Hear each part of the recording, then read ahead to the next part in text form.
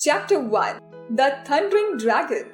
A huge, noisy dragon came to live in a deep dark cave on the mountain.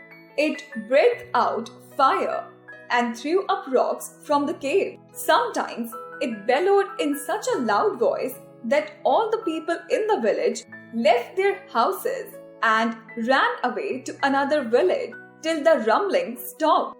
Now the clouds did not bring rain to the mountain, and no cool water came trickling down. The crops dried up. Life became very hard for the villagers. They did not dare to climb the mountain to find out what was wrong. The elders in the village warned the children, "Don't go near the mountain," they said. "If you do, the thundering dragon is sure to get you. He will take you away and eat you up." All the children were really scared of the noise the dragon made and stayed away from the mountain. Xuanling, who was 7 years and 11 months old, was the only child of his parents. He spent a lot of time playing in the garden by himself. He could see the top of the mountain from his garden.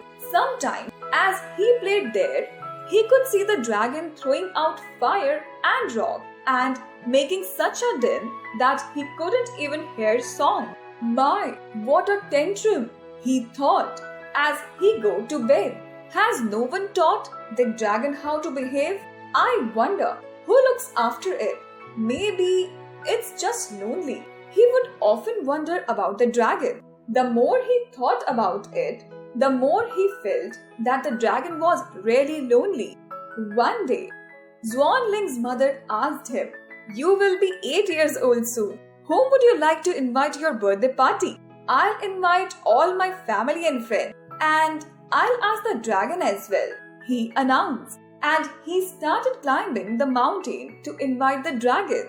Come back, you crazy boy," yelled his mother. "The dragon will kill you." When Xuanling was halfway up the mountain, there was a huge roar. From where he stood, Xuanling could hear some of the words the dragon was roaring out. "I live, I alone, I'm the dragon as stone." There was a rush of hot stones down the mountain, and Xuanling ran back home. "I hope that taught you to listen to your elders," scolded his mother. The next day, Xuanling's father said, "Xuanling, would you like to add anyone's name to your birthday list?"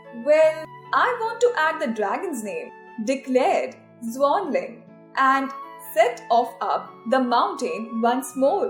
"Come back, you stupid, silly boy," roared his father.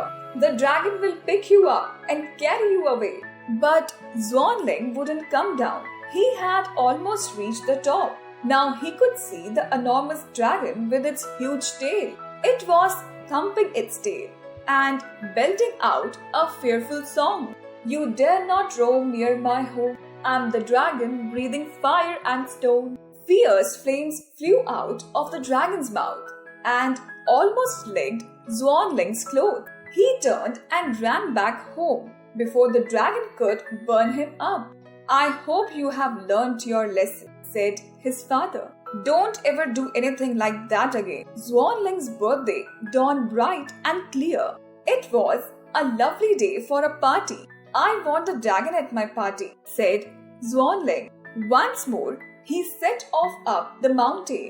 His father called him back. His mother begged him not to be so foolish.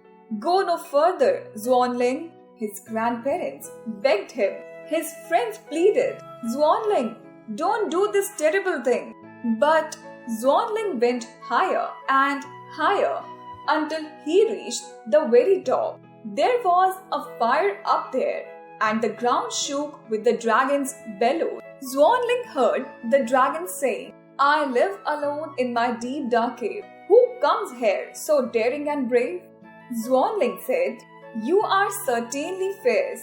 I'm sure you are lonely as well. So I have come to invite you to my birthday party." The dragon suddenly stopped roaring.